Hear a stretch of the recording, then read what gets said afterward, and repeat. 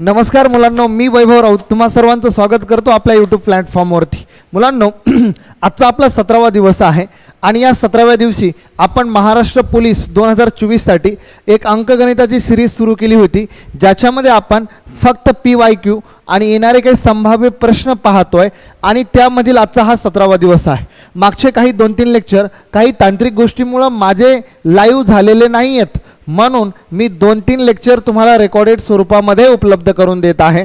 असं आपलं 17वं लेक्चर आहे, ज्याच्यामध्ये आपण 2024ला टार्गेट केलेलं आहे की आपल्याला पोलीस व्हायचंच आहे आणि या पोलीस होण्यासाठी जेवढ्या काही इथून मागच्या प्रश्नपत्रिका आहेत या सर्व प्रश्नपत्रिकामधील अंकगणित विषयामधील 2500 प्रश्नांचा सराव आपण करून घेतोय मागील 16 दिवसापासून आणि आजचा हा आपला 17वा दिवस आहे. चला तर मुलांनो, मग आज आपल्या आजच्या लेक्चरला लगेच आपण सुरुवात करून घेऊ. काय म्हणतात बघा, पहिला प्रश्न याच्यामध्ये महाराष्ट्र पोलीस 2024 साठी ही सिरीज आहे. संभाव्य प्रश्न असतील आणि आज बऱ्यापैकी काही संभाव्य प्रश्न असतील आणि काही अहमदनगर जिल्ह्याची जी प्रश्नपत्रिका होती मागच्या वर्षीची, त्याच्या मागच्या वर्षीची ज्या 2-3 प्रश्नपत्रिका झालेल्या आहेत त्यामधील प्रश्न असतील आणि हे जे काही प्रश्न असतील हे प्रश्न तुमचे महाराष्ट्र पोलीससाठी त्याचबरोबर सरळ सेवा परीक्षासाठी सुद्धा उपयुक्त असतील. म्हणून हे लेक्चर फक्त पोलीस भरतीच्या मुलांसाठीच महत्त्वाचं नाही आहे, तर संपूर्ण सरळ सेवा करणाऱ्या मुलांसाठी उपयुक्त आहे. ठीक आहे, चला तर मुलांना मग आज आपला पहिला प्रश्नाची सुरुवात आहे का चांगल्या सुविचाराने. काय म्हणतो सुविचार बघा, हार आणि जीत तुमच्या मान्यावर असतं, हार आणि जीत तुमच्या मान्यावरती असतं, मानलं तर हार आणि ठरवलं तर जीत. हे चांगला सुविचार आहे. सुविचार आपल्याला असं सांगतोय, तुम्हाला विजय कुठे मिळवायचा आहे, तुमचं ध्येय काय आहे हे तुमच्या मानण्याच्या समाधानावरती अवलंबून आहे. समजा आता मला पोलीसच व्हायचं आहे आणि मी त्या ठिकाणी समाधानी राहिलो तर तुम्ही PSI होणार नाही आहेत. म्हणून तुमची हार आणि तुमचा जीत हे तुमच्यावरती अवलंबून आहे. ठीक आहे, चला तर मुलांनो, सुविचाराचा अर्थ आपल्याला समजला आहे. पहिला प्रश्न आपण घेऊ. आजच्या प्रश्नपत्रिकेमधला आणि आजच्या सिरीजमधला आपला अंकगणिताचा पहिला प्रश्न काय म्हणतायत ते, 1 ते 100 पर्यंतच्या जोडमूळ संख्यांच्या किती जोड्या आहेत. बघा, पहिला मुद्दा तर आपल्याला जोडमूळ कळायला पाहिजे. मूळ संख्या म्हणजे काय हे तर तुम्हाला समजलेलं आहे. मूळ संख्या म्हणजे काय, ज्या संख्येला फक्त 1 आणि त्याच संख्येने भाग जातो, बरोबर. आता आपल्याला ते म्हणतायत जोडमूळ.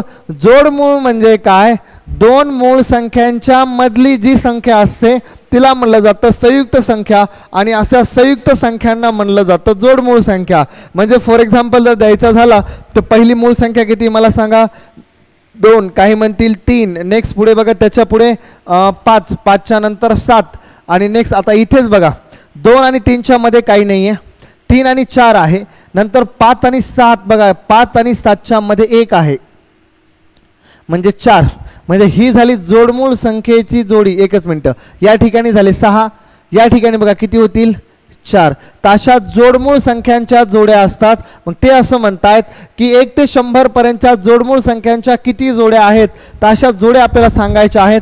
तर मला सांगा याच्यामध्ये जोड्या दोघांच्या मध्ये 1-1चा गॅप. मग पहिली जोडी जर मी पाहिली तर पहिली जोडी आपली आहे 3 आणि 5. नेक्स्ट पुढे दुसरी जोडी बघा 6, 5 आणि 7 हा 1 सापडली. नंतर 7च्या नंतर 11 मध्ये 2 आहेत. नंतर पुढे जर आपण पाहिलं तर 3 नंबरमध्ये मला सांगा 11, 11च्या मध्ये 12 म्हणजे 11 आणि 13 1 आहे. 4 नंबरमध्ये बघा 17 आणि 19 हो सापडली मला 1. 5 बघा अजून एखादी काही सापडली का पुढे, त्याच्या पुढची जी मूळ संख्या पकडायची. मूळ संख्या किती याच्या पुढे मला सांगा, 21 मूळ संख्या नाही आहे, 22, 23, 23च्या पुढे बघा 24, 25 नाही आहे, 26, 26च्या नंतर 27, 27, 29 डायरेक्ट आपल्याला सापडली 29, 29च्या मध्ये 30 पुढे आला 31. पुढची मूळ संख्या बघा 33 नाही आहे, 34 नाही आहे, 35 नाही आहे, 36 नाही आहे, 37 हां 37 आहे मूळ संख्या. 37च्या नंतर 38, 39 नाही आहे, पण नंतर पुढे 40, 41 6 नंबर सापडले आपल्याला 41, 43. पुढे 7 नंबरमध्ये अजून बघा काय काय सापडायत आपल्याला, अजून सापडतील. आपल्याला 100 पर्यंत जायचं आहे.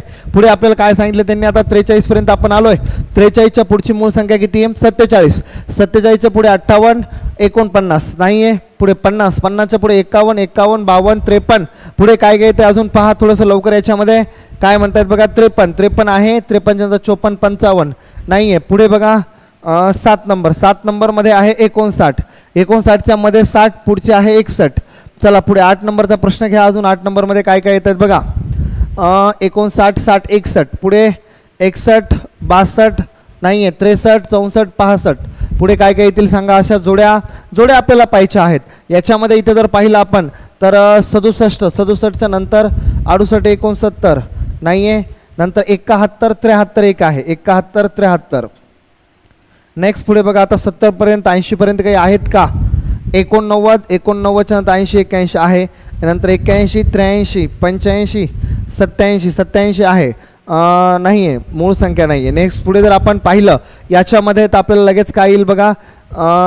41 झालं, सॉरी 91, 91 तेरीसाठी 91, 93. चला ठीक आहे. आता पुढे काही सापडत आहेत का बघा 100 पर्यंत, म्हणजे 100 पर्यंत पुढे आपली एकही संख्या नाही आहे. याच्यामध्ये आपल्याला समजतील की जोडमूळ संख्यांच्या 8 जोड्या आहेत. जोडमूळ संख्या कुणाला म्हणायचं की ज्या 2 मूळ संख्या असतात त्याच्यामध्ये एकच संख्या असायला पाहिजे, त्या संख्यांना म्हणलं जातं जोडमूळ संख्या. क्लिअर झाला असेल पहिला प्रश्न.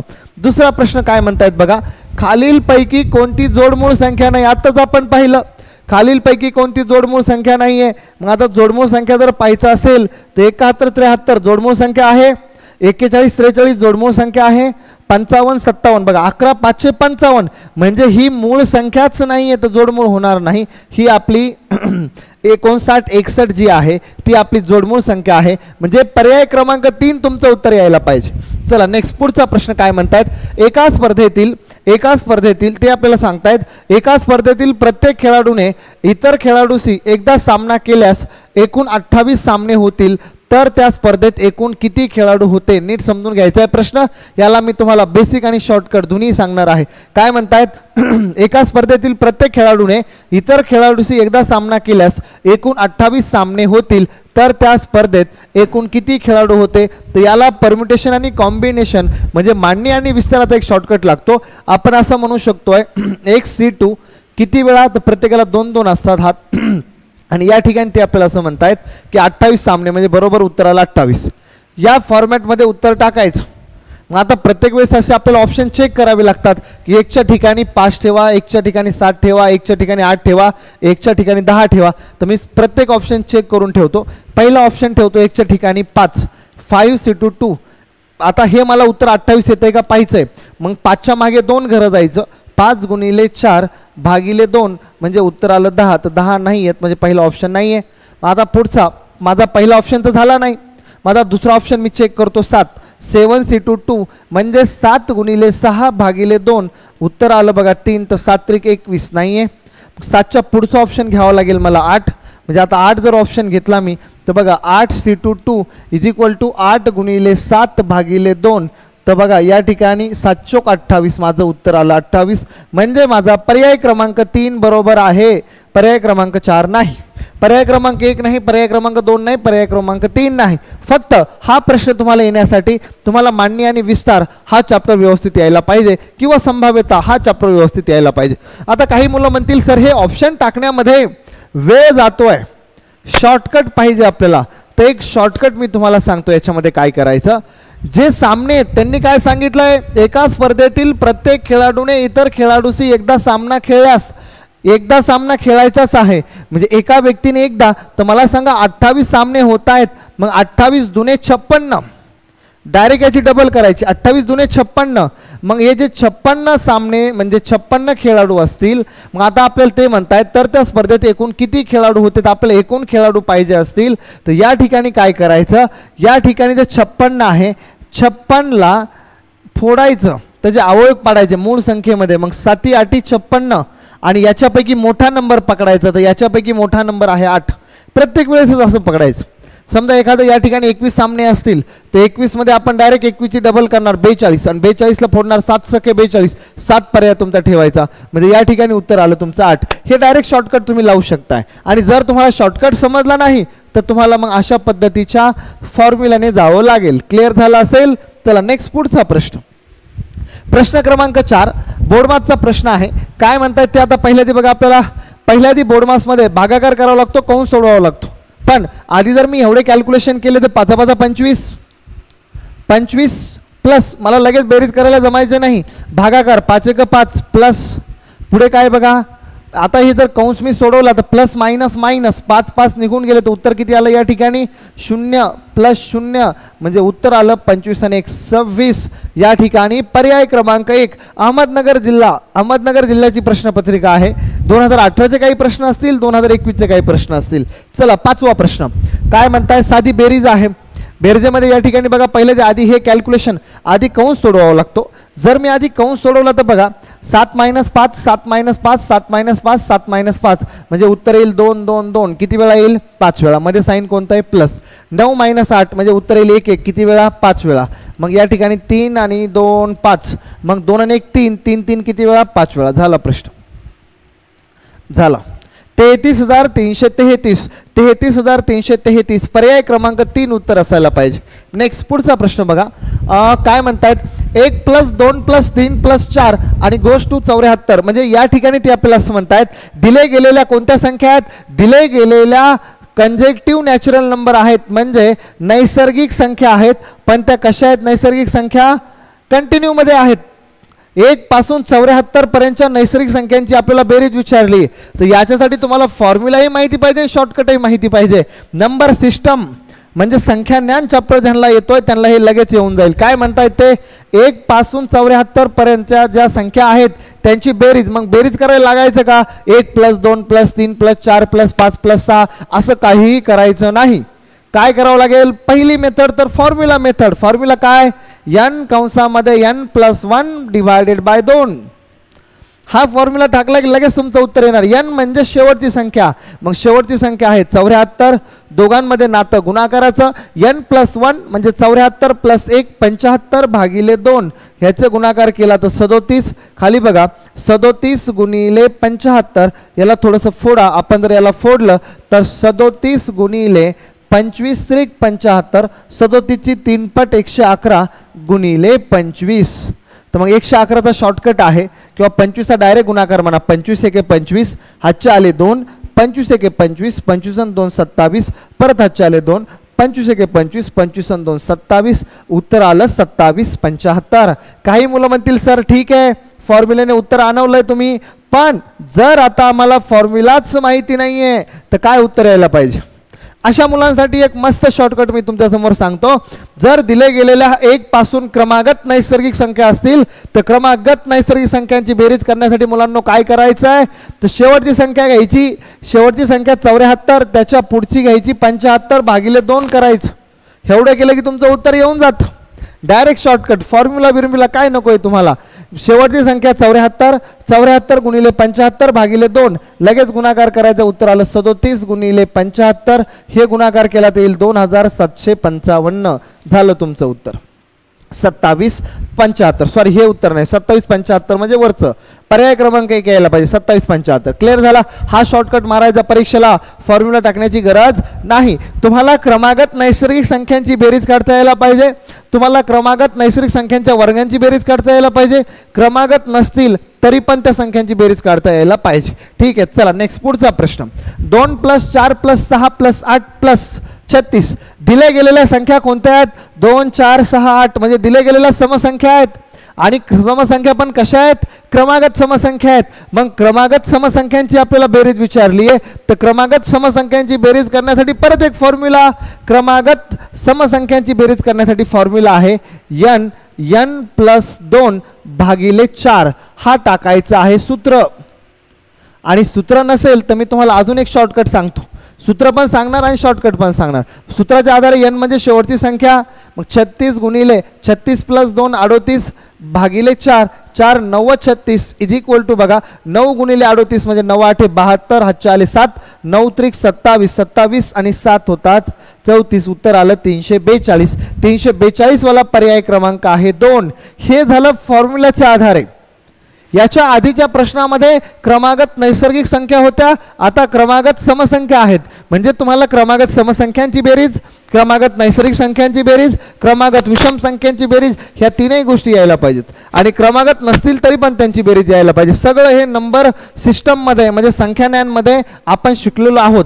ठीक आहे. आता शॉर्टकट बघा चांगला जबरी शॉर्टकट सांगतो तुम्हाला. काय म्हणतात शॉर्टकटमध्ये बघा दिले गेलेल्या क्रमागत समसंख्या असतील तर काय करायचं बघा. जी शेवटची संख्या आहे जी शेवटची संख्या आहे त्याचे निम्मे करायचे आणि त्याचा वर्ग करायचा. म्हणजे ह्याचे निम्मे किती होतात मला सांगा. 36चे निम्मे 18 आणि 18चा वर्ग किती आहे प्लस 36चे निम्मे 18 मिळून टाकायचे. 18चा वर्ग आहे 324. 324 मध्ये 18. उत्तर आलं तुमचं या ठिकाणी बघा 8 आणि 4 12, हातचा आला 1, 2 आणि 2 4, 342. हा शॉर्टकट तुम्हाला कुठेही लावता येईल. शॉर्टकटचा आधार 1 2 सम मी अजून ॲड करून दाखवतो बघा. 4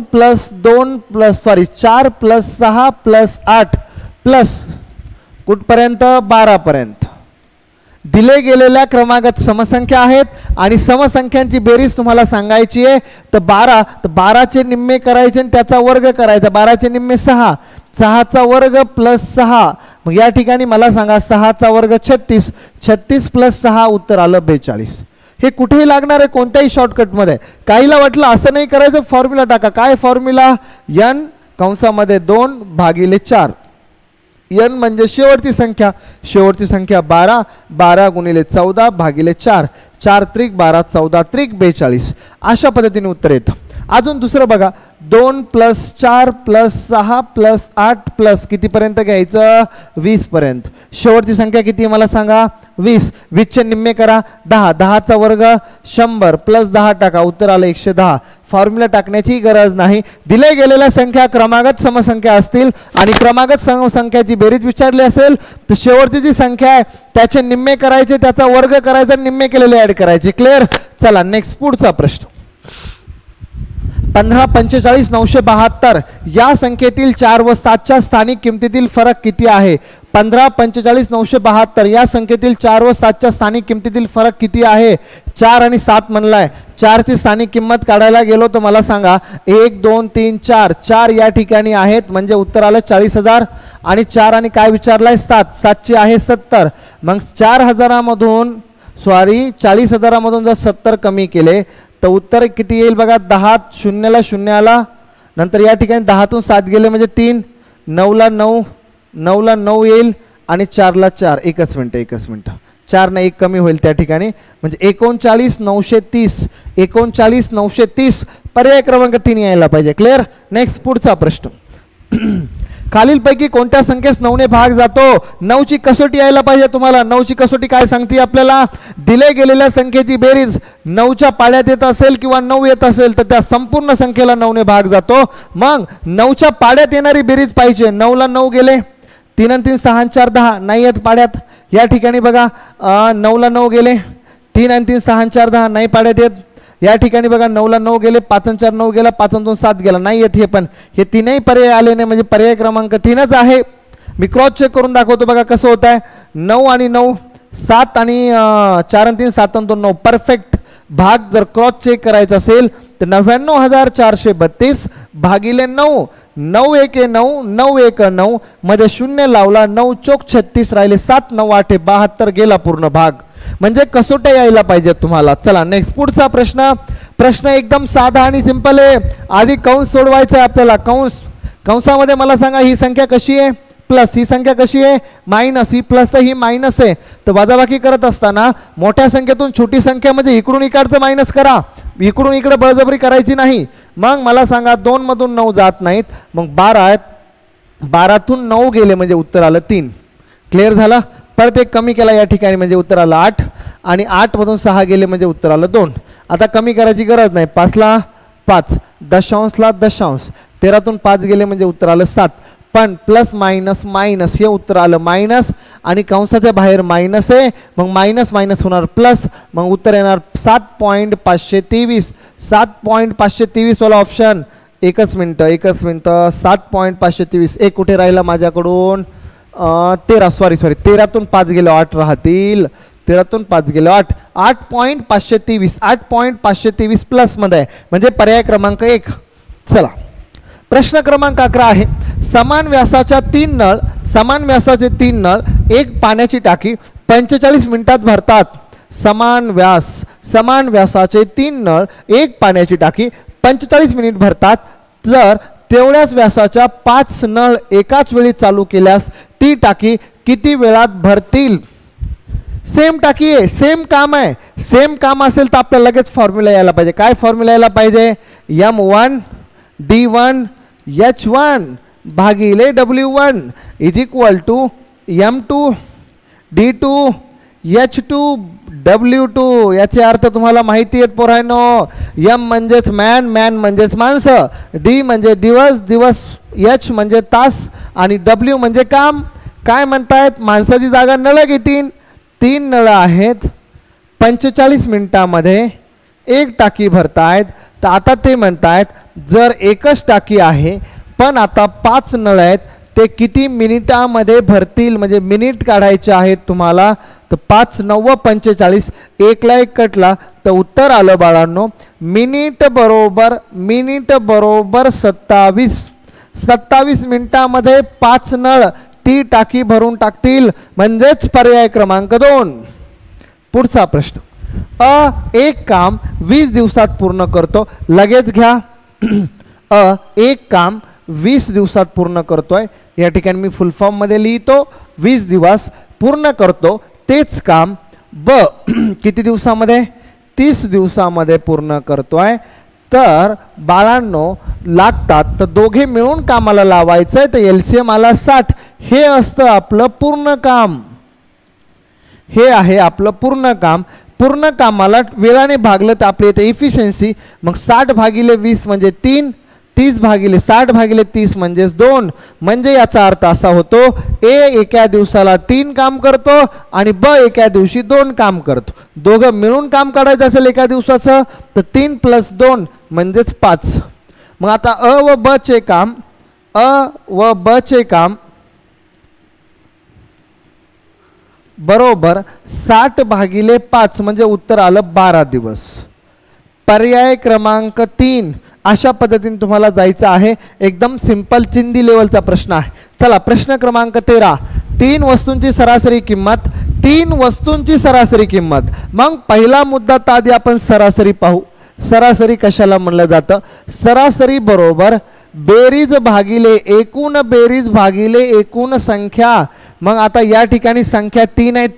सरासरी किती दिलेली आहे? 12,500.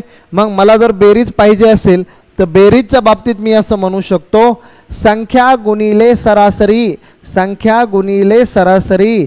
तर मग संख्या गुणिले सरासरी तर संख्या 3 आहेत, 12,500 म्हणजे उत्तर आलं 37,500. 37,500 बेरीज यायला लागली व त्यांची गुणोत्तर. मग गुणोत्तर काय दिलंय मला सांगा? पहिलं गुणोत्तर 3x, 9x आणि 13x. मग मला सांगा हे म्हणजेच एवढी बेरीज असेल. 9 आणि 3 12, 12 आणि पुढचे किती मला वाटतं 13. तर उत्तर किती येईल? 25x. मग 25x बरोबर 37,500. तर तुम्हाला ते विचारले सर्वात महाग वस्तूची किंमत कोणती? तर याच्यापैकी 3 9 13 पैकी 3 9 13 पैकी सगळ्यात मोठा आहे 13. मग या ठिकाणी मी घेणार 13x बरोबर किती? आणि एवढे कॅल्क्युलेशन जर केले तर x ला x निघून गेला. 25 1 25 राहिले 12. मग 25 चा 5 म्हणजे उत्तर आलं 1500 गुणिले 13. 13 0 0 13 0 0 13 5 65. परत हाताला 6. 13 1 13 13 6 19. 19,500 ही सगळ्यात महाग वस्तू असेल. जर मला सगळ्यात लहान पाहिजे असेल तर मी 3 घेतला असता. सगळ्यात मधली वस्तू पाहिजे तर मी 9 घेतला असता. आणि दोघांमधला फरक, महाग आणि लहान वस्तूमधला फरक जर घ्यायचा असेल तर 13 - 3 म्हणजे या ठिकाणी मी 10 घेतला असता.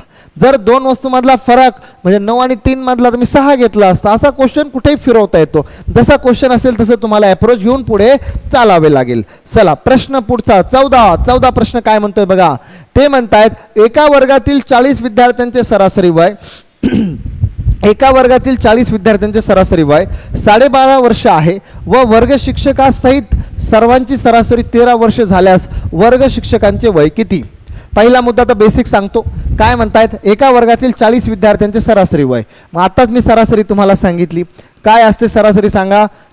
सरासरी बरोबर एकूण बेरीज भागिले एकूण संख्या. मग या ठिकाणी बघा, या ठिकाणी जर मला बेरीज पाहिजे असेल तर मी लगेच असं म्हणल बेरीज बरोबर 40 संख्या आहे, सरासरी आहे 12.5 वर्ष. 0 ला 0 मांडला, 5 चोक 20 परत हातचे आले 2 12 चोक 48 आणि 2 50, तर बेरीज आली बघा 500. आता नवीन याच्यामध्ये ते काय म्हणतात आपल्याला, आता वर्ग शिक्षकासहित म्हणजे पहिल्या दिवशी 40 होते, 40 मध्ये एक वर्ग शिक्षक मिळवला तर उत्तर काय येईल 41. मग आता मी घेतो बेरीज, दुसरी बेरीज बघा, बेरीज बरोबर 41 जण आहेत, त्यांचे वय झालं 13.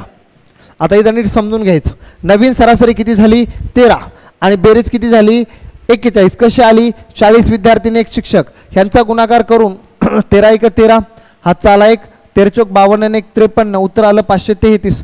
पहिली बेरीज होती 500, दुसरी बेरीज आली 533. ह्या दोघांमधला जो फरक आहे हा फरक म्हणजेच कोण, शिक्षक. शिक्षक ॲड झाला ना, मग आपण लगेच असं म्हणू शकतोय 533 - 500 म्हणजे शिक्षकाचं वय असेल 33 वर्ष. एक असा अप्रोच आपण ठेवू शकतोय. आणि ज्यांना वाटतंय सर नको बाबा याच्यामध्ये खूप वेळ चाललाय, अशा मुलांसाठी मी एक शॉर्टकट सांगतो, फक्त लक्ष असू द्या शॉर्टकटकडे. चला शॉर्टकट बघा काय म्हणतात शॉर्टकटमध्ये. शॉर्टकटमध्ये समजून घेऊ.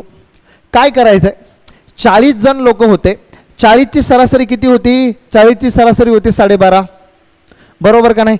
40 ची सरासरी होती 12.5. आता लोक किती झाले 41 आणि तेव्हा सरासरी किती झाली 13. म्हणजे एक गोष्ट लक्षात येईल का तुमच्या, एक व्यक्ती वाढला की सरासरी 12.5 ची 13 झाले म्हणजे 0.5 ने वाढली. मग आपण असं म्हणू शकतो 0.5 ची वाढ आहे फक्त आणि सगळे लोक आहेत 41. एवढा गुणाकार करायचा, 5 × 5 5 चोक 20 म्हणजे उत्तर आलं 20.5. म्हणजे अख्ख्या उत्तरामध्ये अख्ख्या सरासरीमध्ये 20.5 ची वाढ होईल. मग पहिली सरासरी किती होती आपली 12.5, मग 12.5 + 20.5 तर उत्तर यायला पाहिजे 33 वर्ष. अशा पद्धतीने सुद्धा तुम्ही जाऊ शकताय. ही झाली शॉर्टकट, ही झाली बेसिक मेथड. चला नेक्स्ट पुढचा प्रश्न. 300 मीटर लांबीची आगगाडी ताशी 24 किलोमीटर वेगाने जाते.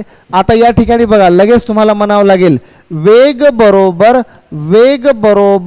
अंतर भागिले वेळ. मग अंतर भागिले वेळ, तर 300 मीटर लांबीची आगगाडी ताशी 54 किलोमीटर, बघा 54 किलोमीटर प्रति तास वेगाने 300 मीटरची गाडी जाते, तर किती वेळ लागेल मग मला सांगा. हे मीटरमध्ये तर हे सेकंदमध्ये, मग किलोमीटरचा मीटर करण्यासाठी 518 ने मल्टिप्लाय करा, 300 भागिले वेळ हे उत्तर येऊन जाईल लगेच.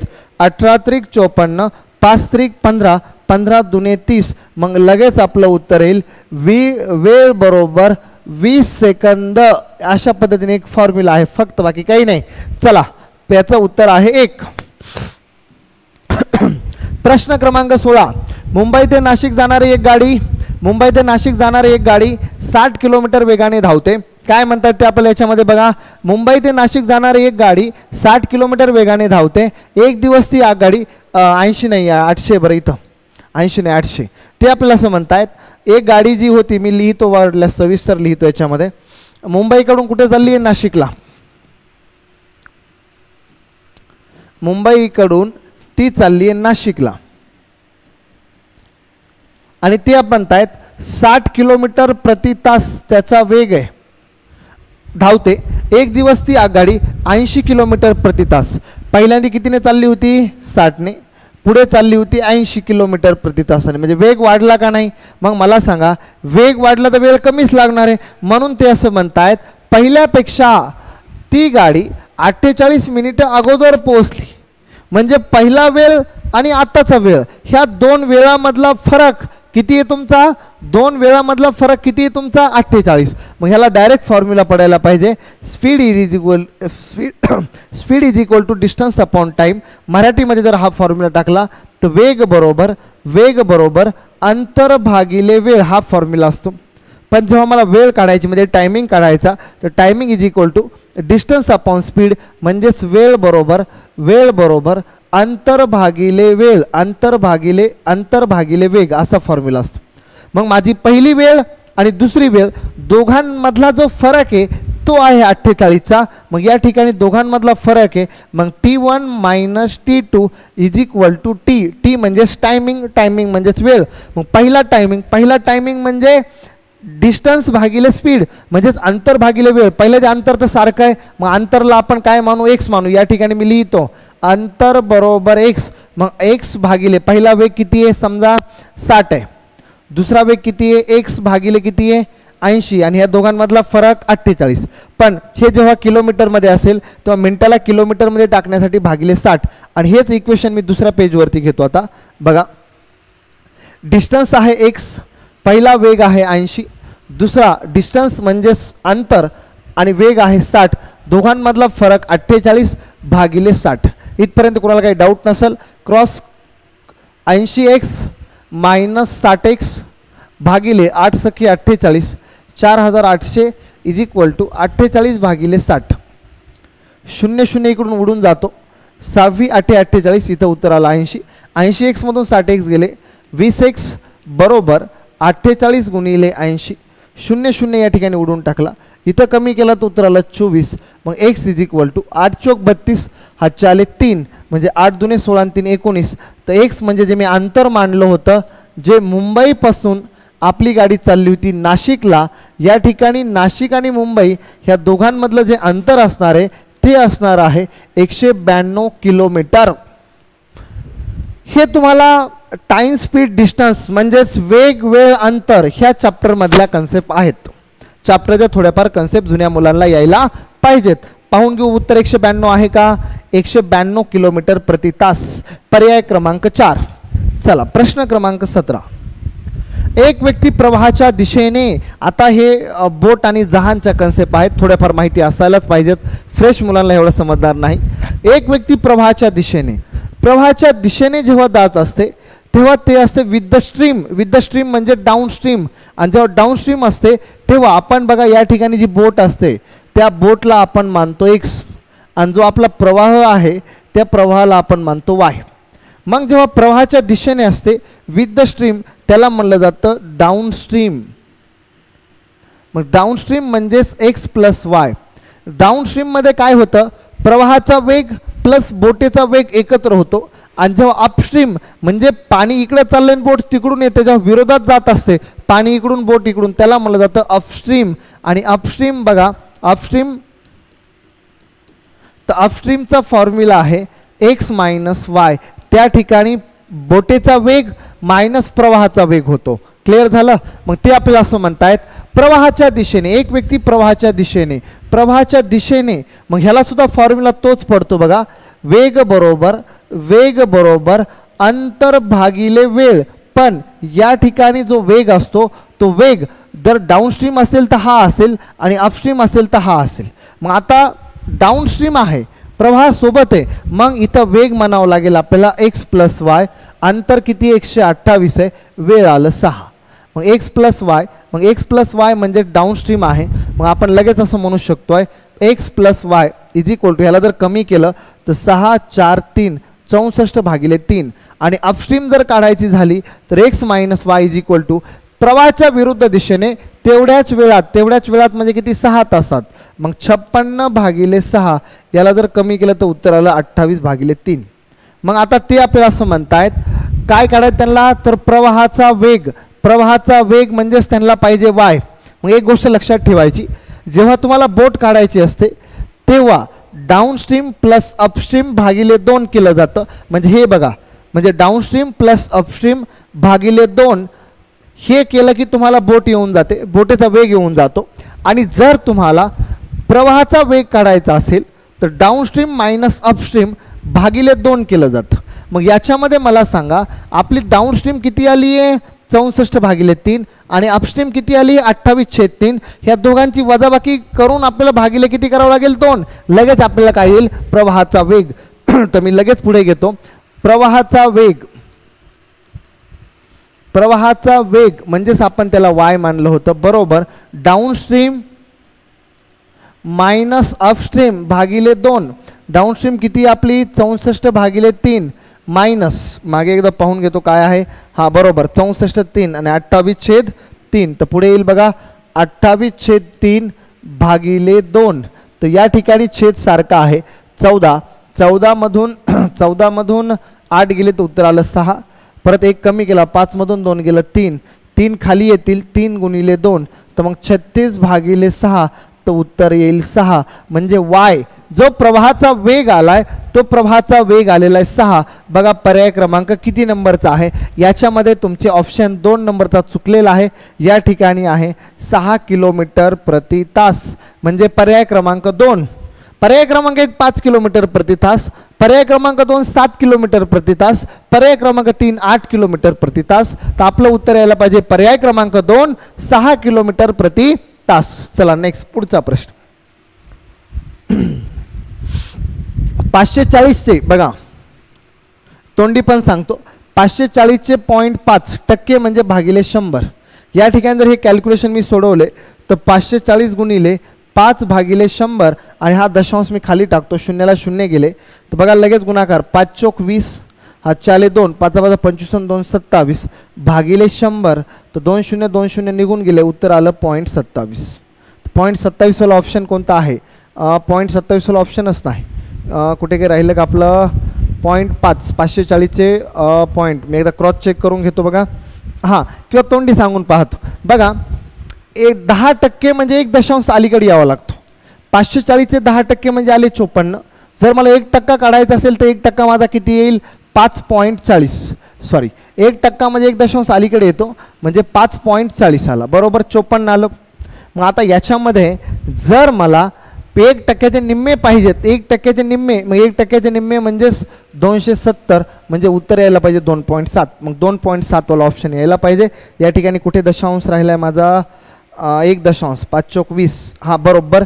या ठिकाणी बघा 1 दशांश आहे, 1 दशांश उत्तर आहे म्हणजे उत्तर आलं 2.7. 2.7 वाला फक्त या ठिकाणी पर्याय क्रमांक 4 अवेलेबल आहे. चला नेक्स्ट पुढे. सुमितचा पगार, लगेच या ठिकाणी आपल्याला सुमित घ्यायचा आहे आणि या ठिकाणी मी अमित घेतोय. सुमितचा पगार अमितपेक्षा 25% जास्त आहे. कुणाचा पगार? सुमितचा. मग अमितला जर मी 100 मानलं तर सुमितला मी 125 मानणार, कारण हा 25% जास्त आहे. याचा रेशो काढला तर हा आला 4, याचा आला 5. आता ते काय म्हणतायत तर अमितचा पगार सुमितपेक्षा किती टक्के कमी आहे, म्हणजे याला म्हटलं जातं शेकडा लेस. शेकडा लेस म्हणजे शेकडा घट. शेकडा घट बरोबर कितीने कमी आहे? 1 ने कमी. आणि जेव्हा कमी असेल तेव्हा मोठा नंबर गुणिले 100. मग 1/5 ची किंमत होते 20%. जर पगार 25% जास्त आहे तर कमी कितीने? 20%. फक्त तुम्हाला कन्सेप्ट लागणार आहे शेकडा घट आणि शेकडा वाढ. शेकडा वाढ आणि शेकडा घट ह्या 2 कन्सेप्ट तुम्हाला माहिती असतील शेकडेवारीचे तर हा प्रश्न येऊन जाईल. चला नेक्स्ट पुढचा प्रश्न. 2 मेट्रिक टनचे किती टक्के म्हणजे 40 क्विंटल होय? आता ह्याच्यामध्ये तर पहिला मुद्दा तुम्हाला यायला पाहिजे, 1 मेट्रिक म्हणजे किती? एक मेट्रिक म्हणजे 1000 टन. मग 1000 टन ते काय म्हणतायत? 2 मेट्रिक टनचे 2 मेट्रिक टन म्हणजे किती झाले मला सांगा? 2000 क्विंटल. 2000 क्विंटल 2 मेट्रिक टनचे किती टक्के? याचे किती टक्के म्हणजे 40 क्विंटल आहेत. आता टन आहे आणि या ठिकाणी क्विंटल आहे. मग या ठिकाणी मला सांगा याचं परत टनामध्ये रूपांतर करायचं असेल तर मला काय करावं लागेल? या ठिकाणी जर आपण पाहिलं तर 2000 गुणिले x आहे आणि या ठिकाणी हे माझं कशामध्ये? टनामध्ये आहे. मग या ठिकाणी 100 किलोचा 1 टन आहे आणि या ठिकाणी क्विंटल आहे, तर काय करावं लागेल? त्याला अजून 100चं आपल्याला रूपांतर करावं लागेल. पण आधी मी एवढे कॅल्क्युलेशन, हे 40 टन आहे आणि या ठिकाणी माझं काय आलं? हे 40 क्विंटल आहे आणि या ठिकाणी माझं काय आलं आहे समजा टन आहे. ठीक आहे, चला एवढे कॅल्क्युलेशन करून घेऊ आपण. 0 0 2 शून्य निघून गेले या ठिकाणी. लगेच आपण जर पुढे पाहिलं तर या ठिकाणी अजून गुणिले 100 करतो मी. आपल्याला x पाहिजे समजा, हे तिकडेच नेऊन टाकतो पलीकडे. पलीकडे जर नेऊन टाकला तर मग x इज इक्वल टू 40 भागिले 20 गुणिले 100. क्विंटल आहे, क्विंटलचं मी टनामध्ये रूपांतर करून टाकलं म्हणजे गुणिले 100. तर याच्यामध्ये 20 5 100 तर उत्तर आलं 500. नाही 500 नाही उत्तर यायला पाहिजे. उत्तर याचं येईल 250. एकच मिनटं. काय म्हणतात आपल्याला ते? हां बरोबर, 2 मेट्रिक टनचे किती टक्के म्हणजेच त्या ठिकाणी उत्तर येईल तुमचं 40 क्विंटल. तर क्विंटल भागिले 100 इथं 40 तर 4 25 50. कुठेतरी एकच मिनटं इक्वेशन चुकत आहे. 2 मेट्रिक टनचे किती टक्के म्हणजे 40 क्विंटल होय? 2 मेट्रिक म्हणजे 2000 टन. 2000 टनचे किती टक्के इथपर्यंत आपण आलो आहे बरोबर.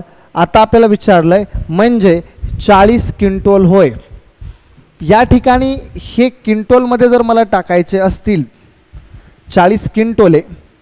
एक गोष्ट लक्षात ठेवायची 100 किलोचा 1 क्विंटल आहे. तर क्विंटलचं रूपांतर जर मला किलोमध्ये करायचं असेल तर गुणिले 100 केलं. टनामध्ये मग टनामध्ये जर रूपांतर करायचं असेल तर 100 क्विंटल जे आहे ते 100 क्विंटलचा असतो 1 टन. 1 टन जर रूपांतर करायचं असेल तर ते किती होतील 10. तर 10 टनमध्ये जर रूपांतर करायचं असेल समजा तर या ठिकाणी गुणिले 10. तर मी अजून गुणिले 10चा एक रेशो घेतो.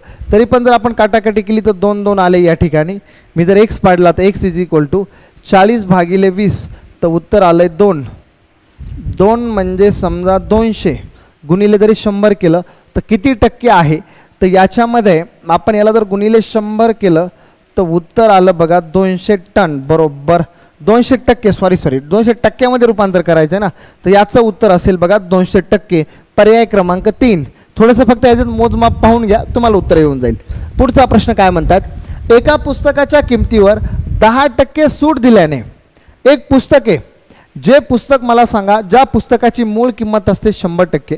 100%वरती तुम्ही 10% सूट दिली म्हणजे पुस्तक विकलं कितीला 90%ला. ते म्हणतायत एका पुस्तकाच्या किमतीवर 10% सूट दिल्याने पुस्तकाची किंमत 18.5 रुपये होते. म्हणजे तुम्ही पुस्तक विकलंच 90%ला. मग 90% म्हणजे 18.5 आहे. तर पुस्तकाची किंमत कितीने कमी होते. एकच मिनटं. 10% सूट दिल्याने पुस्तकाची किंमत 18.5 रुपयाने कमी होते. तर पुस्तकाची किंमत किती आता नीट समजून घ्यायचं. एका पुस्तकाच्या किमतीवर 10% जी 10% सूट दिली ती म्हणजे 18.5 आहे. मग आपल्याला पुस्तकाची मूळ किंमत काढायची असेल तर आपण असं म्हणू शकतोय 10% म्हणजे 18.5 तर 100% म्हणजे किती. मग या ठिकाणी बघा 0 0 गेला. 10 गुणिले 185 तर उत्तर 18.5 तर उत्तर येईल 185. पुस्तकाची मूळ किंमत येईल 185. फक्त तुम्हाला या ठिकाणी कॅल्क्युलेशन करायचे आहेत. चला प्रश्न क्रमांक 22. 2-3 प्रश्न बाकी आहेत. एका म्युझिक सिस्टमची मूळ किंमत 20,300 रुपये आहे व त्यावर 15% नफा हवा असल्यास विक्री किंमत कितीने करावी लागेल. मूळ किंमत म्हणजे असते 100%. नफा पाहिजे असेल तर 100 प्लस किंमत करावी लागते. लॉस पाहिजे असेल तर 100 मायनस. मग मला प्रॉफिट पाहिजे तर मी असं म्हणू शकतो 100% म्हणजे 20,300 आहे. तर 15% तोटा पाहिजे तर उत्तर आलं नफा पाहिजे तर 100 प्लस तर 115% म्हणजे किती. तर 20 20 या ठिकाणी निघून गेले. 115 गुणिले 203 मी कॅल्क्युलेशन करतो. 115ची 3 पट 100ची 3 पट 300 15ची 3 पट 45 म्हणजे उत्तर आलं 345. त्याच्यापैकी जर मी इथं 45 ठेवले तर हातचे आले 3. मग 115ची 2 पट 230 आणि 230 आणि वरचे 3 म्हणजे 233. 23,345 23,345 पर्याय क्रमांक 1 याचं उत्तर यायला पाहिजे. 3 संख्यांचे गुणोत्तर 5 जसे 7 जसे 3 आहे व प्रत्येक संख्येत 8 मिळवल्यानंतर त्या संख्येची बेरीज 99 होते. तर सर्वात लहान संख्या कोणती. नीट समजून सांगतो. पहिल्यादी गुणोत्तर 5x जसे 7x जसे 3x आहे. प्रत्येक संख्येत 8 मिळवायचे. मग मला सांगा नवीन संख्या जी तयार होणार आहे 5x + 8 दुसरी संख्या 7x + 8 आणि तिसरी संख्या 3x + 8 होणार आहे. तर आपल्याला ते म्हणतायत याच्यामध्ये असं झाल्यामुळे त्यांची बेरीज 99 आहे. मग याच्यामध्ये फक्त प्लसचं साईन टाकून द्या आणि हे म्हणजेच किती इथं 99. तर 8 8 2 16 8 3 24. तर मग 5x + 7x + 3x + 24 = 99. तर 8 7 5 12 3 15 15x + 24 = 99. तर 24 पुढे जाऊन मायनस करू तर 15x = 99 - 24. तर आपण लगेच म्हणू शकतो आहे 15x बरोबर 9 - 4 म्हणजे 5. 9 या ठिकाणी बघा 9 - 2 म्हणजे किती उत्तर 24. जर आपण कमी केले तर 9 - 4 म्हणजे उत्तर आलं 5. 9 - 2 म्हणजे 7. 75. तर x इज इक्वल टू उत्तर आलं 5. मग मला जर x कळाला आहे तर त्यांनी मला काय विचारलं आहे बाळांनो, तर त्यांनी मला विचारलं आहे तर सर्वात लहान संख्या, मग 5 7 3, तर सर्वात लहान संख्या 3, x म्हणजे 3 आहे तर 3x म्हणजे 5 म्हणजे x म्हणजे 5 आहे, तर मग 3 गुणिले 5 तर उत्तर यायला पाहिजे 15. सर्वात लहान संख्या 15, सर्वात मोठी 7 5 35 आणि मधली 5 5 25. सगळ्यांची जर आपण बेरीज मारली तर या ठिकाणी ही बेरीज वेगळी येईल आणि प्रत्येकामध्ये 8 8 टाकले त्याची बेरीज यायला पाहिजे 99. चला क्लिअर झाला असेल प्रश्न. 24 नंबरचा प्रश्न. 25 लिटर द्रावणात दूध व पाण्याचे गुणोत्तर. समजा एक बकेट आहे, ही बकेट आहे, याच्यामध्ये दूध आहे आणि पाणी आहे, याचं प्रमाण 4x आणि 1x आहे, ते आपल्याला पुढे म्हणतायत. तर यात किती लिटर दूध टाकावे. मग आता मला सांगा हे सगळं मिळून 25 लिटर आहे, तर मी असं म्हणू शकतो का की 4x आणि 1x 5x. 5x म्हणजे 25 आहे, तर 1x म्हणजे किती झाला 25 भागिले 5 म्हणजे 1x म्हणजे 5, तर 4x म्हणजे 20. तर 20 लिटर दूध आहे आणि पाणी किती आहे 5 लिटर. ह्या बकेटीमध्ये दूध लिटर 20 आहे आणि पाणी 5 लिटर आहे, तर ते आपल्याला असं म्हणतायत दूध व पाणी यांचे गुणोत्तर. दूध व पाणी यांचे गुणोत्तर म्हणजे नवीन याच्यामध्ये दूध आणि पाणी जे आहे, तर दूध आणि पाण्याचं जे गुणोत्तर आहे ते यायला पाहिजे 24 जसे 5. मग मला सांगा 24 जसे 5 या ठिकाणी गुणोत्तर किती आपलं 20 आणि 5. म्हणजे या ठिकाणी जर तुम्ही पाहिलं तर ते म्हणतायत किती लिटर दूध टाकावे, म्हणजे दूध व पाणी यांचे गुणोत्तर 24 जसे 5 येईल. मग या ठिकाणी मला एक सांगा किती दूध टाकायचं. दूध इथं 20 लिटर आहे, मग मला 24 करण्यासाठी 20चा 24 करण्यासाठी किती लिटर ॲड करावे लागतील 4. पाणी जसं आहे तसं ठेवायचं आहे, म्हणजे दूध फक्त मला 4 लिटर ॲड करावं लागेल. हा प्रॉब्लेम आहे तुमचा मिश्रणाचा, मिक्सचर आणि लिगेशन चॅप्टरमधील. पुढचा शेवटचा प्रश्न या चॅप्टरमधला, या सिरीजमधला आणि आजच्या दिवसामधला शेवटचा प्रश्न. काय म्हणतायत ते आपल्याला बघा. ए बी व सी या 3 संख्या असून ए बी मग मांडून घ्यायचे ए जसे बी जसे सी. ए बी किती दिलाय मला सांगा 2 जसे 3, त्याच्या खाली मांडून घ्या.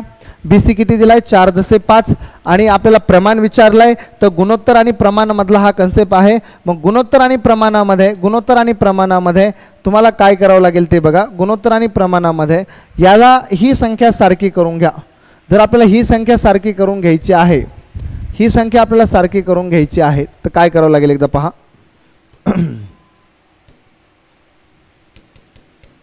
चला ही संख्या आपल्याला सारखी करून घ्यायची, ही संख्या. तर मग वरती मला 4ने गुणावं लागेल, खाली मला 3ने गुणावं लागेल, शेजारी 3ने इथं 4ने. तर 4 दुने 8, 4 त्रिक 12 सारखा झाला आणि 5 त्रिक 15. रेशो यायला पाहिजे 8 जसे 12 जसे 15, 8 जसे 12 जसे 15. ठीक आहे. तर मुलांनो आज मी एक 25 प्रश्न तुमच्या समोर घेऊन आलो, ज्याच्यामध्ये बऱ्यापैकी अहमदनगर जिल्ह्याचे प्रश्न होते आणि काही संभाव्य प्रश्न पण होते, याच्यामध्ये ॲड केले होते मी. मग तुम्हाला एक गोष्ट लक्षात आली असेल, मागच्या 16-17 दिवसापासून आपण काही जिल्ह्याच्या प्रश्नपत्रिका पाहिल्यात, ज्याच्यामध्ये प्रश्न तेच आहेत, फक्त आकडे वेगवेगळे आहेत. म्हणून तुम्हाला एक चॅप्टरचा बेसिक कन्सेप्ट यायला पाहिजे. म्हणून कुठेतरी एखादी फाउंडेशन बॅच ऑनलाईन म्हणा ऑफलाईन म्हणा कोणती होईना एखादी थोडीफार बॅच करून घ्या, तर आपल्या लेक्चरचा जास्त फायदा होईल. आणि जे फ्रेश मुलं असतील त्यांनी व्हिडिओ अपलोड झाल्याच्या नंतर थोडंसं त्याचं स्पीड कमी करून व्हिडिओ 1-1, 2-3 वेळा पाहून घ्या. ठीक आहे. चला तर आजच्या लेक्चरचा आपला एक सुविचार शेवटचा. लोक नाव ठेवतात, लोक नाव ठेवतच राहणार, पण ठेवलेल्या नावाचा ब्रँड बनवता आला पाहिजे. वा काय सुविचार आहे बघा. काय म्हणतात ते आपल्याला, लोक तर नावच ठेवत असतात पण त्या नावाचा ब्रँड बनवता आला पाहिजे. म्हणून अबकी बार पोलीस, महाराष्ट्र पोलीस 2024ला तुमचं सिलेक्शन झालं पाहिजे, अशा दृष्टिकोनाने आपण कोचिंग चालवतोय. मी मागच्या 16-17 दिवसापासून फक्त प्रिव्हियस इयर क्वेश्चन पेपर घेतोय संध्याकाळी 9 वाजता. फक्त काही वेळेस काही तांत्रिक गोष्टीमुळे आपलं लेक्चर होत नाही. ज्या दिवशी माझं लाईव्ह लेक्चर होणार नाही त्या दिवशी अशा स्वरूपामध्ये मी रेकॉर्डेड लेक्चर तुमच्यासमोर घेऊन येणार आहे. ठीक आहे. तर मुलांनो प्रत्येकाने आपल्या क्लासचं ॲप्लिकेशन आहे, हे ॲप्लिकेशन ओपन करायचं आहे. ॲप्लिकेशन ओपन केल्याच्या नंतर कोणाला काही डाऊट्स असतील तर माझा मोबाईल नंबर पण आहे बघा याच्यावरती. तुम्ही हा माझा मोबाईल नंबर आहे, या मोबाईल नंबरवरती मला तुम्ही तुमचे डाऊट शेअर करू शकताय. कोणाला कॉलवरती डाऊट विचारायचे असतील तर कॉलवर विचारा किंवा व्हॉट्सअप करा किंवा मेसेज करा. आणि आपल्या क्लासचं ॲप्लिकेशन आहे वैभव राऊत सर्स मॅथ, हे ॲप्लिकेशन डाउनलोड करा. याच्यामध्ये तुम्हाला फ्रीमध्ये काही व्हिडिओ पण अवेलेबल आहेत, त्याचबरोबर फ्रीमध्ये काही PDF-सुद्धा अवेलेबल आहेत. त्याचबरोबर आपलं टेलिग्राम आहे, या व्हिडिओच्या डिस्क्रिप्शनमध्ये मी आपल्या टेलिग्रामच्या लिंक टाकले आहेत, सर्वांनी टेलिग्राम जॉईन करा. त्याच्यावरती गव्हर्नमेंटच्या काही अपडेट्स असतील, गव्हर्नमेंटच्या नोटिफिकेशन असतील, काही PDF असतील, काही अभ्यासक्रम असतील बाकीचा, या सर्व गोष्टी तुमच्यासाठी मी त्याच्यावरती शेअर करत आहे. ठीक आहे, चला तर मुलांनो आज आपण इथेच थांबू, भेटूया पुढच्या लेक्चरमध्ये. चला धन्यवाद, थँक्यू.